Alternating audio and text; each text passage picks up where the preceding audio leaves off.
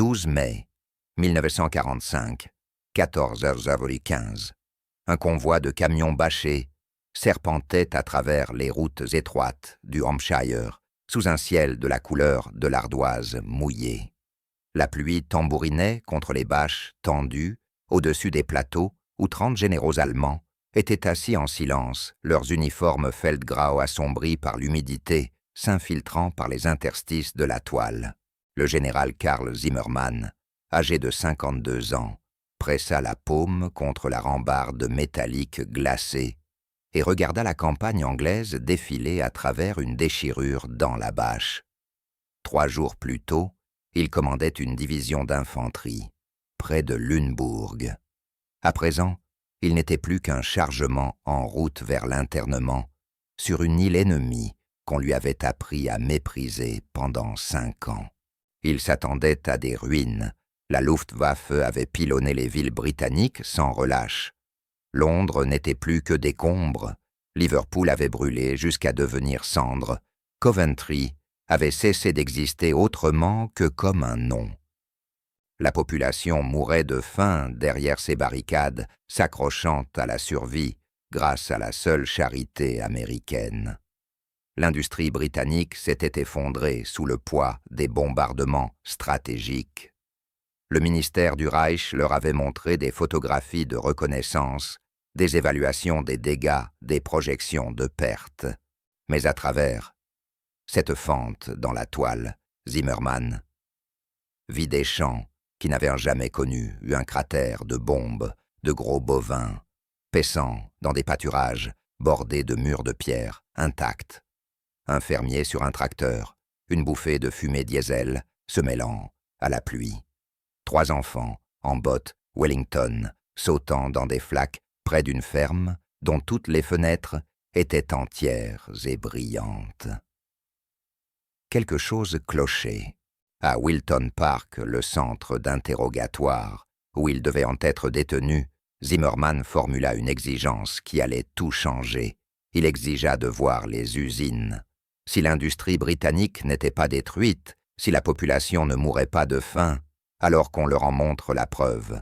Leurs geôliers pouvaient faire défiler leurs prisonniers. Devant des ruines d'usines, pouvaient démontrer leur victoire sur la propagande allemande. L'officier du renseignement britannique, un major nommé Phillips, aux yeux attentifs et à l'accent de Birmingham, sourit légèrement et dit quelque chose qui n'avait aucun sens.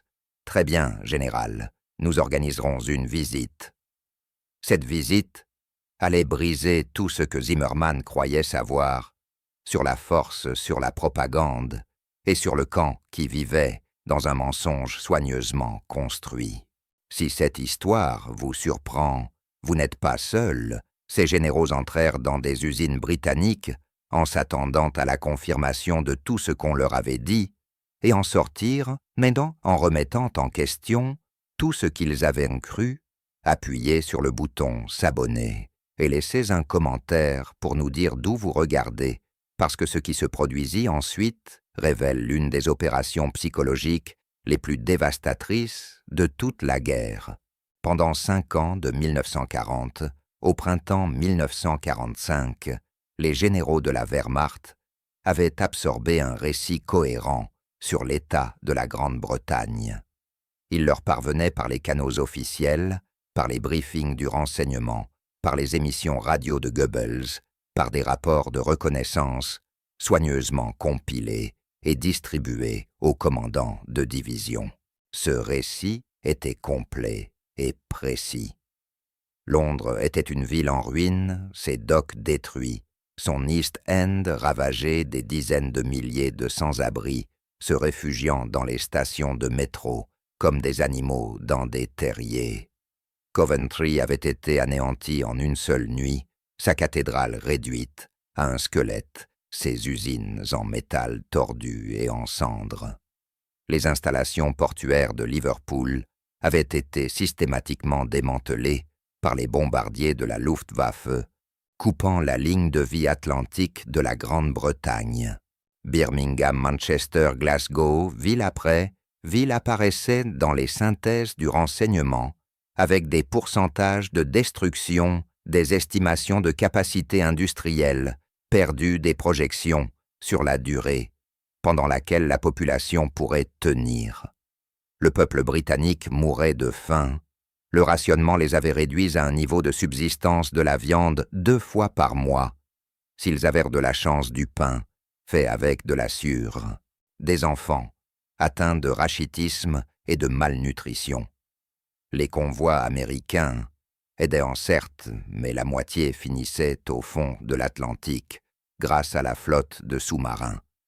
L'industrie britannique avait été mutilée au-delà de toute récupération. La production de chars s'était effondrée. Les usines aéronautiques ne produisaient qu'une fraction de ce dont elles avaient besoin. Les Spitfire, qui apparaissaient encore au-dessus des villes allemandes, étaient de vieilles machines maintenues en état, avec des pièces récupérées. La formation des pilotes avait été réduite à quelques semaines, au lieu de plusieurs mois, parce que la Grande-Bretagne n'avait tout simplement pas le carburant, les instructeurs, ni les installations. Zimmermann avait cru ces rapports parce qu'ils provenaient de sources crédibles. Les avions de reconnaissance de la Luftwaffe avaient photographié les dégâts. Des agents dans des pays neutres avaient transmis des rapports. Des émissions de la BBC interceptées parlaient de privations et de sacrifices. Même les journaux britanniques, lorsqu'on pouvait s'en procurer via des contacts suédois, confirmaient le rationnement, les pénuries, la tension. Pourquoi mentiraient-ils sur leurs propres souffrances? Les films de propagande étaient explicites. Le ministère du Reich produisait des documentaires montrant des villes britanniques bombardées, des enfants britanniques, affamés, des civils britanniques, fouillant les décombres. Ce n'étaient pas des fantasmes, des villes britanniques avaient été bombardées, des enfants avaient eu faim. Des civils avaient perdu leur maison. La propagande ne faisait que grossir la vérité jusqu'au mythe, étirer les privations jusqu'à l'effondrement, amplifier la souffrance jusqu'à la défaite imminente. Les généraux isolés dans leur poste de commandement et recevant l'information exclusivement par les canaux officiels n'avaient aucun moyen de distinguer ce qui était réel de ce qui était exagéré. La capture de Zimmermann à Lüneburg Heath le 4 mai avait été professionnelle et efficace des parachutistes britanniques, acceptant la reddition de la division, traitant les prisonniers, avec la précision de formulaires sur clipboard, séparant les officiers par grade, organisant le transport vers l'arrière. Aucune brutalité, aucun chaos, seulement l'administration méthodique de la victoire. Le voyage vers l'Angleterre dura 2 jours. Un terrain d'aviation militaire, un avion de transport, puis des camions traversant une campagne qui ne ressemblait en rien au paysage dévasté qu'il avait imaginé. Zimmermann expliqua toutefois cela autrement. Le Hampshire était agricole, pas industriel. Peut-être que les bombardements s'étaient concentrés sur les villes, peut-être que la campagne était restée intacte pendant que la Grande-Bretagne urbaine mourait de faim au milieu des ruines. À Wilton Park, un domaine géorgien transformé en centre d'interrogatoire, les Britanniques les traitèrent avec la même efficacité bureaucratique, examen médical, désinfection, affectation, aux baraquements horaires, des repas règles expliqués par des interprètes. La nourriture était suffisante, pas abondante, mais suffisante porridge, au petit déjeuner, soupe et pain, au déjeuner, quelque chose qui ressemblait à un ragoût au dîner. C'est alors que les soupçons de Zimmermann se cristallisèrent en une certitude, quelque chose n'allait profondément pas. Si la Grande-Bretagne mourait de faim, pourquoi les prisonniers de guerre mangeaient-ils régulièrement? Si l'industrie s'était effondrée, d'où venaient les camions? Les uniformes propres des gardes, l'éclairage électrique fonctionnant sans faille, le charbon qui chauffait les baraquements malgré la fraîcheur du printemps. Le 3e soir, durant l'interrogatoire des conversations courtoises, en réalité menées par des officiers du renseignement, Plus intéressé par les détails tactiques que par la grande stratégie, Zimmermann lança son défi au major Phillips. Vous nous dites que votre industrie est forte, que l'Allemagne n'a jamais eu la moindre chance. Montrez-nous. Emmenez-nous dans vos usines, laissez-nous voir ces chaînes de production qui seraient censées dépasser les nôtres. Nous sommes prisonniers. Nous ne pouvons pas nous échapper. Nous ne pouvons pas communiquer ce que nous verrons. Mais si vous voulez que nous croyions la propagande britannique plutôt que la propagande allemande, montrez-nous les preuves. Il s'attendait à un refus, une explication polie selon laquelle de telles visites étaient impossibles pour des raisons de sécurité de règlement d'obstacles bureaucratiques. Au lieu de cela, Phillips posa sa tasse de thé, du vrai thé avec du lait et du sucre, et hocha pensivement la tête. « Je ferai les arrangements, général. Donnez-nous une semaine pour organiser les transports et les autorisations. Vous voulez voir l'industrie britannique.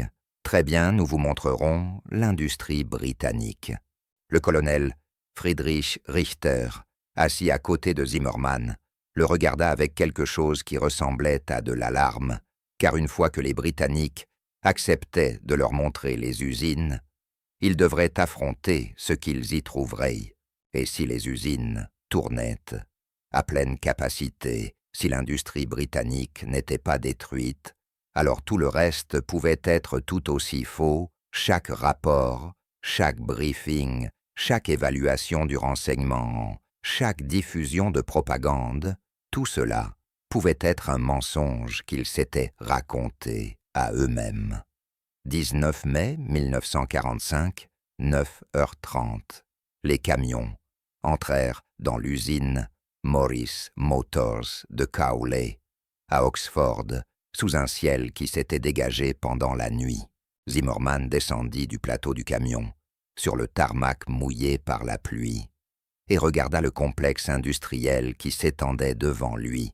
Il était immense, 5 bâtiments distincts, chacun de la taille d'un hangar à avions, construits en briques, toitures intactes, fenêtres entières et brillantes sous la lumière du matin.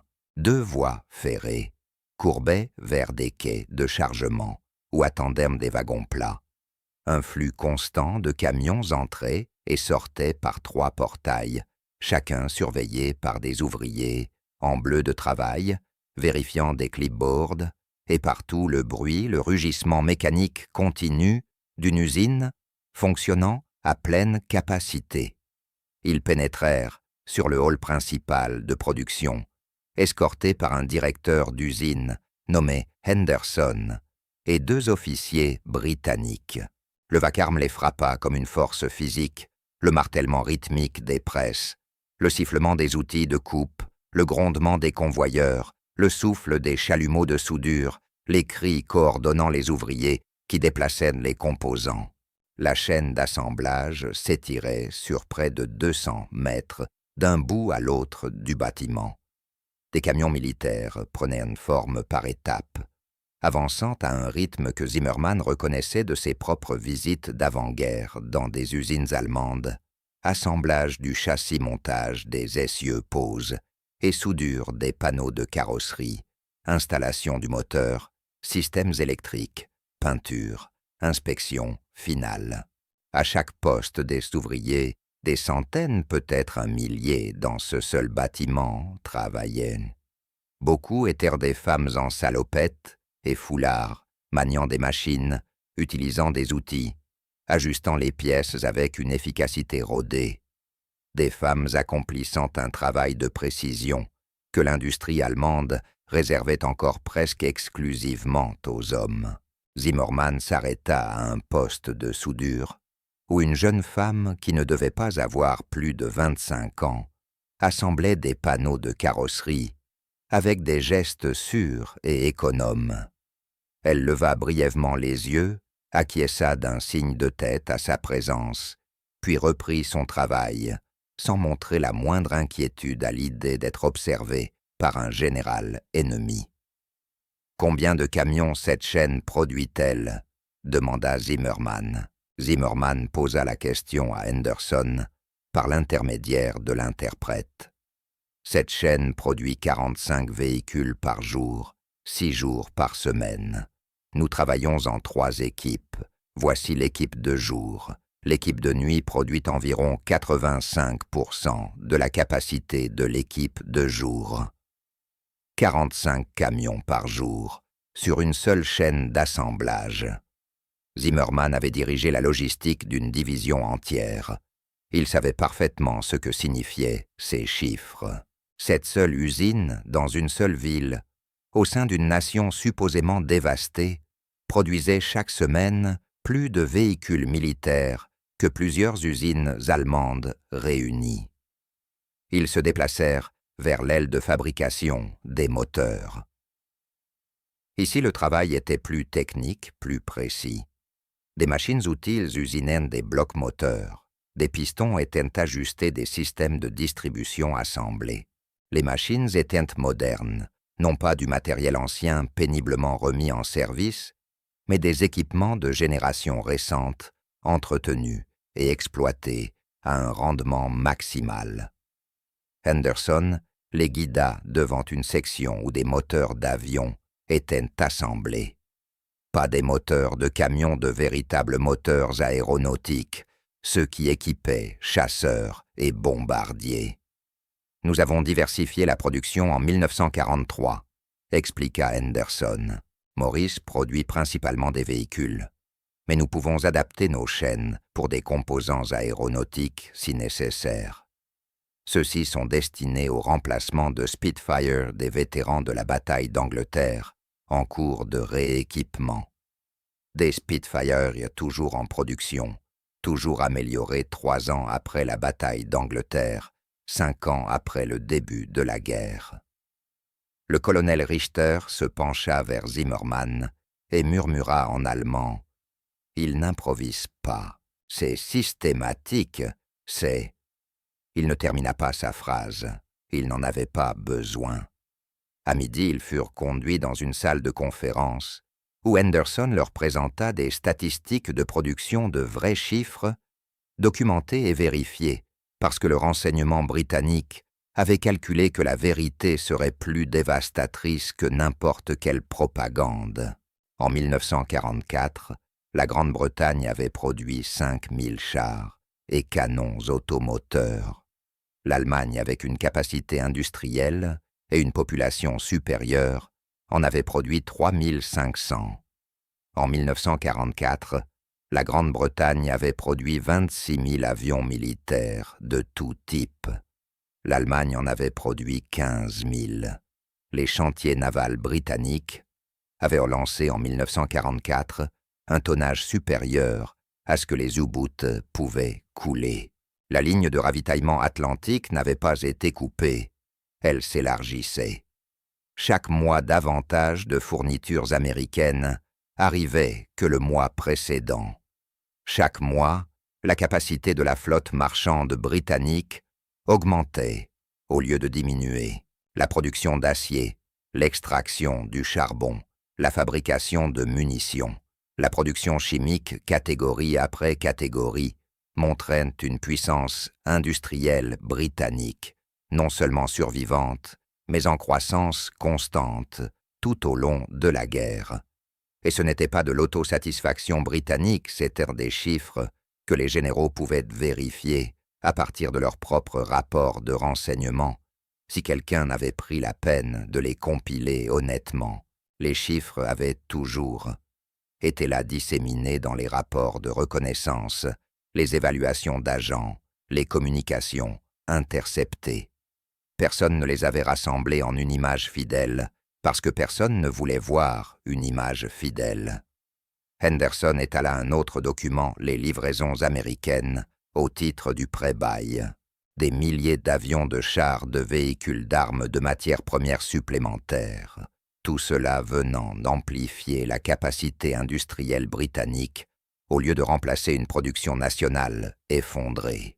« Nous ne survivons pas, messieurs, » dit Henderson à voix basse. « Nous prospérons. Nous avons toujours prospéré. La Luftwaffe nous a fait du mal. Elle a tué des milliers de personnes. Elle a détruit des maisons et des usines.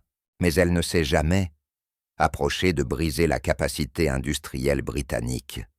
Et au moment où l'Amérique est entrée en guerre, le calcul est devenu impossible pour l'Allemagne. Zimmermann étudia les documents étalés sur la table de conférence. Chacun d'eux consignait avec une précision implacable le mensonge auquel il avait cru. Ils prirent leur déjeuner à la cantine de l'usine, on y insista. En réalité, le renseignement britannique voulait que les généraux voient les ouvriers ordinaires pendant leur pause. La cantine résonnait de conversations et de rires. Les travailleurs faisaient la queue devant les comptoirs de service où des femmes en tablier servèrent des plats chauds dans des plateaux métalliques. L'odeur était sans équivoque de la vraie viande, des pommes de terre, des légumes de la sauce. Henderson les installa à une table avec 3 ouvriers de la chaîne d'assemblage des camions, un homme d'âge moyen, nommé Davies, un plus jeune appelé Tom, et une femme, Madame Patterson, qui soudait des châssis de camions depuis 3 ans. La conversation menée par l'intermédiaire de traducteurs fut d'abord maladroite, mais Henderson encouragea les questions et Zimmermann demanda ce qu'il avait besoin de savoir. « Comment est la nourriture ?» Davies haussa les épaules. « Rationnée comme tout le reste, mais on mange ici à l'usine et c'est correct. Un peu de viande la plupart des jours, de quoi tenir le coup, mieux que rien, quoi. Et votre famille? À la maison, ma femme s'en sort, 2 enfants.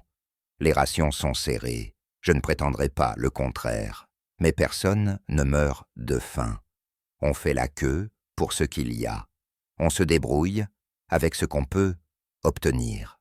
On a fait pousser des légumes dans le jardin l'été dernier. On avait des poules jusqu'à ce que le renard les attrape. » Madame Patterson intervint. Alors la voix ferme. « Mon mari est en Afrique du Nord, avec la 8e armée. Il y est depuis 2 ans. Je travaille ici pour soutenir l'effort et gagner un salaire. Le gouvernement verse des allocations aux familles des militaires. On s'en sort. »« Et les heures supplémentaires ?» demanda Zimmermann.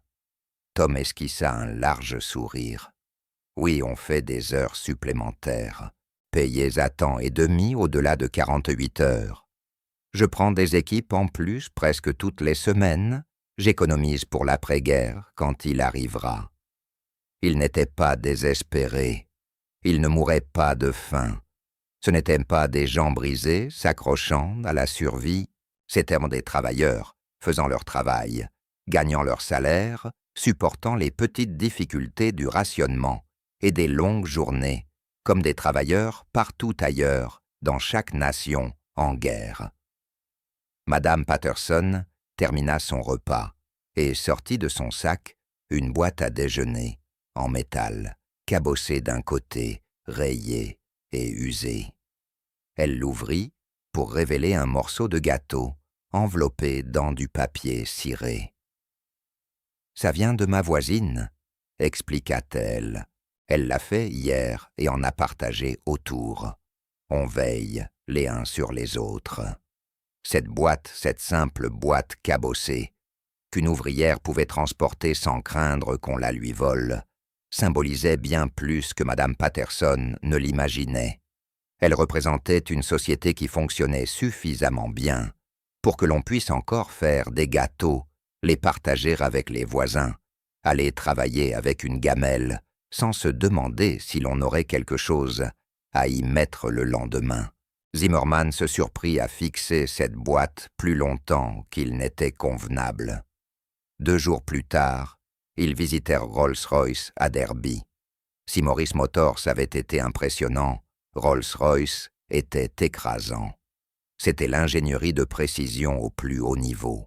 Des moteurs, Merlin les groupes motopropulseurs, des Spitfire Hurricane Lancaster et Mosquito y étaient fabriqués à un rythme suggérant une capacité inépuisable. Le contrôle qualité était méticuleux chaque composant mesuré, chaque tolérance vérifiée, chaque moteur testé avant de quitter l'usine. Ce n'était pas une production d'urgence assemblant à la hâte ce qui pouvait fonctionner. C'était l'excellence de l'ingénierie maintenue sous la pression de la guerre. On leur montra l'aile de recherche et développement des ingénieurs travaillant sur des moteurs, de nouvelles générations des améliorations des modèles existants, des modifications expérimentales pour les hautes altitudes, pour une portée accrue, pour une fiabilité supérieure. La génération suivante. La Grande-Bretagne ne se contentait pas de maintenir la production courante. Elle concevait l'avenir.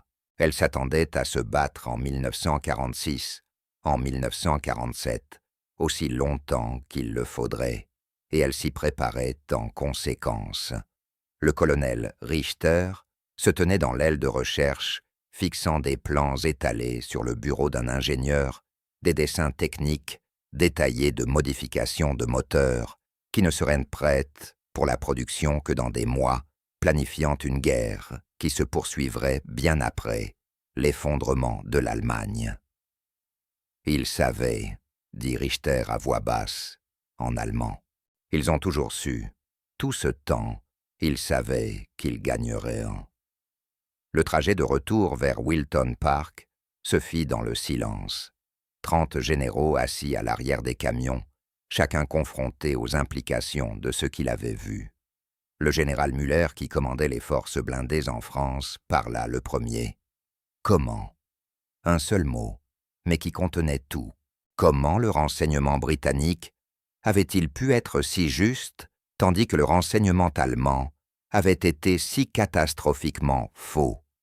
Comment la Grande-Bretagne avait-elle maintenu un tel niveau de production sous des bombardements soutenus? Comment la population avait-elle enduré des années de guerre sans s'effondrer? Zimmermann n'avait pas de réponse, mais il avait des questions qui grandissaient à chaque kilomètre, à chaque village traversé, à chaque bâtiment intact, à chaque enfant bien nourri, à chaque agriculteur travaillant des champs, qui ne ressemblait en rien au paysage dévasté qu'il avait attendu. Si la capacité industrielle avait été sous-estimée, qu'est-ce qui avait encore été faux? Si le moral civil avait été mal interprété, qu'est-ce qui avait été fabriqué de toutes pièces? Si les évaluations des dégâts de la Luftwaffe avaient été exagérées, quels autres rapports et termes des mensonges? Si cela vous choque autant que ces généraux, assurez-vous d'être abonné, car ce qui suivit la manière dont cette prise de conscience se diffusa au sein du corps des officiers allemands et façonna les témoignages d'après-guerre révèle à quel point la propagande avait aveuglé toute une direction militaire. Appuyez sur s'abonner, car cette histoire devient encore plus dévastatrice. Ils s'arrêtèrent dans un pub de village sur le chemin du retour, depuis Derby. Ce n'était pas prévu. L'un des camions avait des problèmes de moteur et nécessitait 20 minutes de réparation. Les officiers britanniques arrangèrent pour que les généraux attendent, à l'intérieur du pub, sous surveillance, mais avec une liberté relative.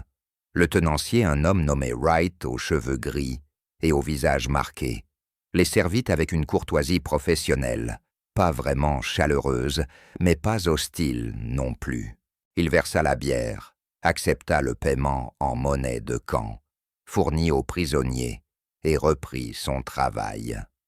L'un des plus jeunes généraux, le major Strauss, demanda au traducteur de s'enquérir pour savoir si Wright avait de la famille dans l'armée. Wright s'arrêta en essuyant le comptoir. « Mon fils est mort à Arnhem en septembre dernier.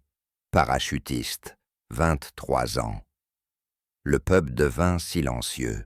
Chaque officier, allemand, comprit ce que cela signifiait, la bataille d'Arnhem, l'opération Market Garden, où des parachutistes britanniques et polonais avaient combattu désespérément contre des forces allemandes écrasantes, avant de devoir se replier après de terribles pertes.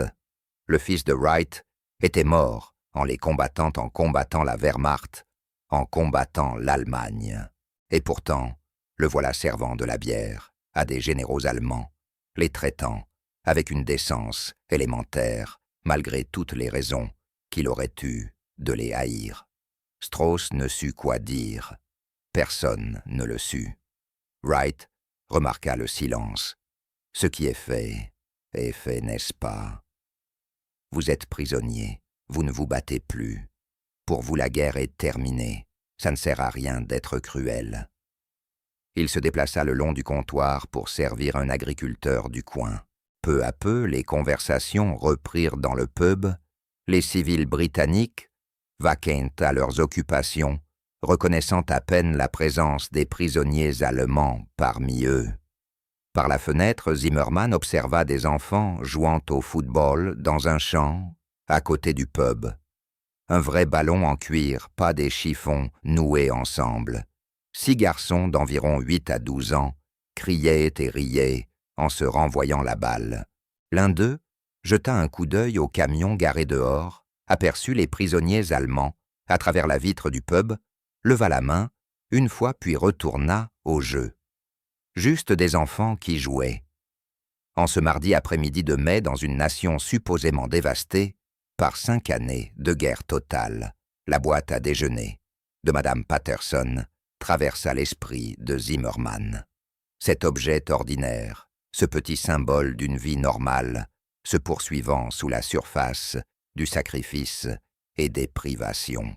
Cette nuit-là, de retour à Wilton Park, Zimmermann ne parvint pas à dormir. Il s'assit sur le bord de sa couchette, dans les quartiers des officiers, une unique ampoule faiblement éclairante, lui permettant d'y voir, et passa méthodiquement en revue tout ce qu'il avait cru.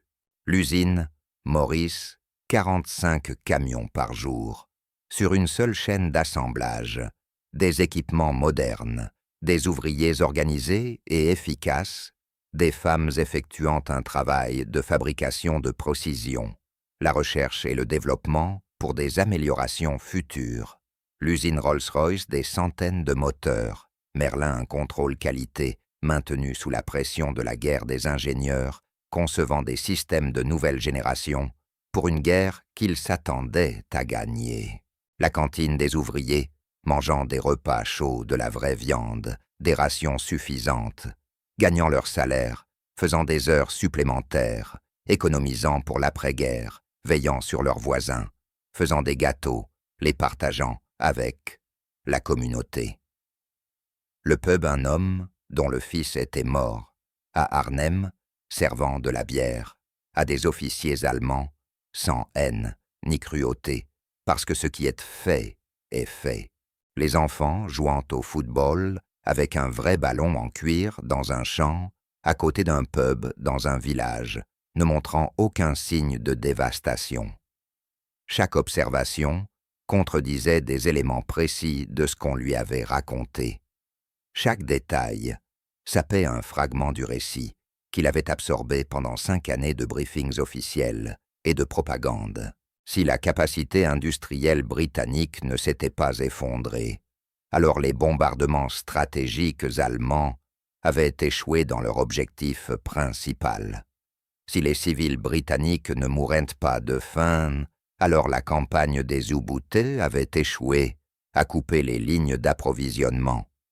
Si le moral britannique était resté intact malgré des années de privation, alors la composante de guerre psychologique avait complètement échoué.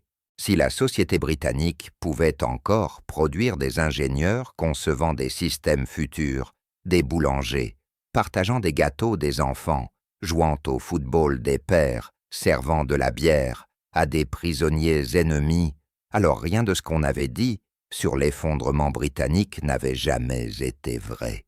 Et si rien de tout cela n'avait été vrai, qu'en était-il du reste? Zimmermann repensa aux photographies de reconnaissance qu'il avait vues, bâtiments bombardés, usines endommagées, quartiers détruits.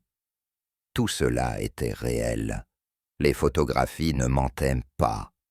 Mais quelqu'un avait tiré de ces images des conclusions que la réalité sur le terrain ne soutenait pas. Une usine endommagée par un bombardement pouvait être réparée. Un quartier détruit pouvait être reconstruit.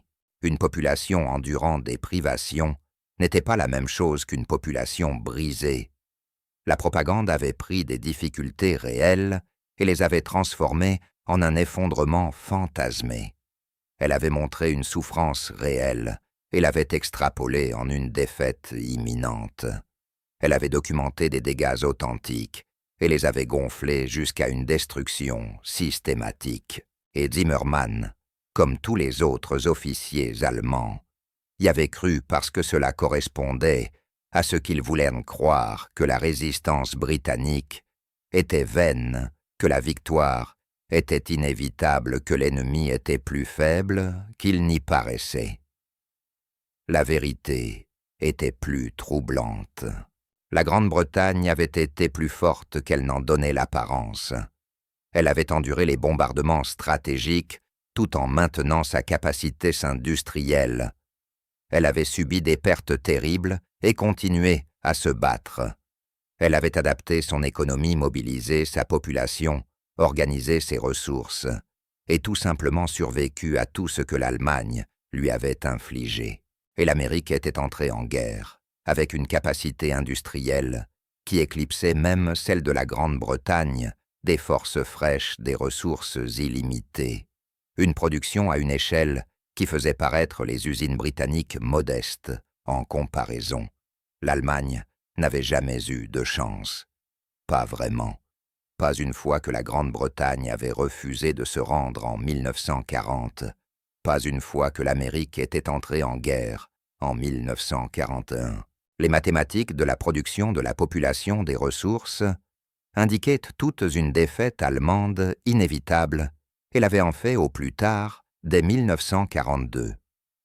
Ils le savaient quelque part au fond d'eux. Ils l'avaient su lorsque l'hiver russe avait brisé la Wehrmacht en 1941. Ils l'avaient su lorsque les bombardiers américains avaient commencé à apparaître de jour au-dessus des villes allemandes en 1943. Ils l'avaient su lorsque le débarquement avait réussi et que le front de l'Ouest s'était ouvert en 1944. Mais savoir et accepter sont deux choses différentes. Ainsi, ils avaient continué à se battre, continué à croire aux armes miracles, aux fortifications et aux contre-offensives désespérées, parce qu'accepter la vérité aurait signifié reconnaître que chaque mort depuis 1942 avait été vaine, chaque sacrifice inutile, chaque ordre exécuté au service d'une défaite inévitable. La propagande avait été la plus efficace, non pas sur les civils, mais sur la direction militaire, sur les généraux-colonels et majors qui avaient besoin de croire que la victoire était possible pour pouvoir fonctionner, diriger, prendre des décisions, envoyant des milliers d'hommes à la mort. Zimmermann se leva et s'approcha de la petite fenêtre de ses quartiers. Au-delà des terrains de Wilton Park, l'obscurité s'étendait. Quelque part au-delà de ses limites, la Grande-Bretagne continuait des usines, tournant de nuit, des agriculteurs, travaillant leurs champs, des enfants, dormant dans des maisons intactes, des ouvriers, portant leurs gamelles vers des emplois auxquels ils retourneraient le matin. Une société qui avait enduré tout ce que la guerre lui avait infligé et en était sortie plus forte. Juillet 1945. Salle d'interrogatoire à Wilton Park. Le major Phillips menait un débriefing technique sur la capacité industrielle allemande. Zimmermann coopérait depuis des semaines, fournissant des évaluations détaillées de la logistique de la Wehrmacht, des chaînes d'approvisionnement, des goulets d'étranglement de la production. Non parce qu'il y était contraint, mais parce qu'à quoi bon mentir encore? La guerre était terminée. La vérité valait plus que les secrets. Phillips l'interrogea sur les évaluations du renseignement allemand concernant l'industrie britannique. « Nous avons cru ce qu'on nous disait, » répondit Zimmermann. « Ou plutôt, nous voulions y croire. La reconnaissance montrait des dégâts. Les rapports confirmaient ce que nous voulions voir. Personne ne s'est demandé si endommagé signifiait détruit. personne ne s'est demandé si la Grande-Bretagne était réellement incapable de se relever ou simplement temporairement perturbée. Soupçonniez-vous que ces évaluations étaient en fausses? Soupçonnez, non. Mais il y avait des incohérences. La résistance britannique ne faiblissait jamais. Du nouvel équipement continuait d'apparaître. Les interrogatoires de prisonniers ne correspondaient jamais au récit de l'effondrement. Mais ces incohérences étaient expliquées. Propagande britannique, disions-nous, une façade courageuse dissimulant une réalité désespérée. Nous trouvions des raisons de ne pas remettre en question. Phillips prit des notes. Votre visite des usines, en quoi a-t-elle modifié votre analyse? Elle n'a pas modifié mon analyse, elle a révélé que je n'avais jamais eu d'analyse correcte au départ. Tout ce que je pensais savoir sur la capacité industrielle britannique était une fantaisie. L'usine m'a montré que la Grande-Bretagne avait été forte depuis le début, ce qui signifiait que chaque calcul stratégique reposait sur des hypothèses fausses. Avez-vous partagé cette prise de conscience avec d'autres officiers? Bien sûr, mais la plupart étaient arrivés à des conclusions similaires. Nous étions tous en Grande-Bretagne depuis assez longtemps pour voir que rien ne correspondait à ce qu'on nous avait dit. Les visites d'usines n'ont fait que rendre cela explicite, impossible à nier. Phillips referma son carnet. Une dernière question, général. Si vous aviez connu la vérité sur la force britannique en 1940, cela aurait-il changé quelque chose? Zimmermann réfléchit. Tactiquement, peut-être. Stratégiquement, non. La décision de continuer à se battre après Dunkerque a été prise par Hitler, pas par des généraux qui comprenaient les mathématiques. Mais cela aurait peut-être sauvé des vies si nous avions accepté la réalité plutôt reconnue que certaines guerres ne peuvent pas être gagnées, quel que soit le courage ou le sacrifice. Archives universitaires à Hambourg. Un historien interroge d'anciens officiers de la Wehrmacht pour un projet d'histoire orale. Zimmermann, désormais âgé de 90 ans, est assis dans un fauteuil roulant, dans un bureau tapissé de livres et de documents. Sur une étagère derrière lui, soigneusement conservée, repose une boîte à déjeuner en métal, cabossée avec le nom « Patterson » estampillé sur le côté. L'historien la remarque. Quelle est la signification de cet objet? Zimmermann saisit délicatement la boîte, les mains, tremblant cette fois à cause de l'âge, non de la peur. Une ouvrière britannique me l'a montré en 1945. Elle l'a sortie au déjeuner, l'a ouverte pour révéler un morceau de gâteau que sa voisine avait préparé. Une chose si petite, si ordinaire, mais qui représentait tout ce qu'on m'avait dit être faux. Une société où les voisins faisaient encore des gâteaux et les partageaient, où les ouvriers pouvaient porter leurs gamelles sans crainte, où la vie normale persistait sous les privations. Pourquoi la conservez-vous? Madame Patterson me l'a donnée lors de notre dernier jour chez Morris Motors. Elle a dit que j'avais l'air d'avoir besoin d'un rappel. Je lui ai demandé de quel genre de rappel. Elle a répondu un rappel, que la force ne se mesure pas à la domination ou à la conquête. Elle réside dans l'endurance, dans la capacité à maintenir la civilisation sous la pression, dans des gens ordinaires, accomplissant des choses ordinaires malgré des circonstances extraordinaires. Croyez-vous cela? Zimmermann reposa la boîte sur l'étagère. J'ai appris plus sur la force dans ces usines britanniques que durant toute ma carrière à commander des divisions au combat. J'ai appris que la propagande est la plus efficace sur ceux qui la craignent. Que nous croyons d'abord et plus profondément à nos propres mensonges. Que le camp qui peut se permettre de montrer la vérité détient généralement la vérité. Que voudriez-vous que les gens comprennent de votre expérience? Qu'il existe un danger profond à s'isoler de la réalité, à s'entourer uniquement d'informations qui confirme ce que l'on veut croire. Elle, la direction militaire allemande, avait passé des années à recevoir des renseignements qui flattaient nos présupposés et confirmaient nos biais. Personne ne voulait reconstituer une image exacte, parce qu'une image exacte aurait signifié accepter que nous avions déjà perdu. Et cette boîte à déjeuner vous le rappelle. Elle me rappelle que la réalité persiste, indépendamment de ce que vous choisissez d'en croire. Madame Patterson n'avait pas besoin de propagande pour savoir que la Grande-Bretagne était forte. Elle vivait cette force chaque jour. Elle allait travailler, gagner son salaire, partager des gâteaux avec ses voisins, continuait d'avancer. Pendant que nous lisions des rapports sur l'effondrement britannique des ouvriers britanniques, construisaient les machines qui allaient nous vaincre. Elle m'a écrit après la guerre 2 fois par an, pendant 30 ans, jusqu'à sa mort. Elle n'évoquait jamais la guerre, seulement la vie ordinaire, les petits-enfants, le jardin, le temps qu'il faisait. Chaque lettre était un rappel supplémentaire. L'historien prit des notes. Dernière question. Qu'avez-vous appris en exigeant de voir ces usines? Zimmermann esquissa un léger sourire. Qu'il faut être très prudent avec ce que l'on exige de voir, parce qu'une fois que vous avez vu la vérité, vous ne pouvez plus l'ignorer.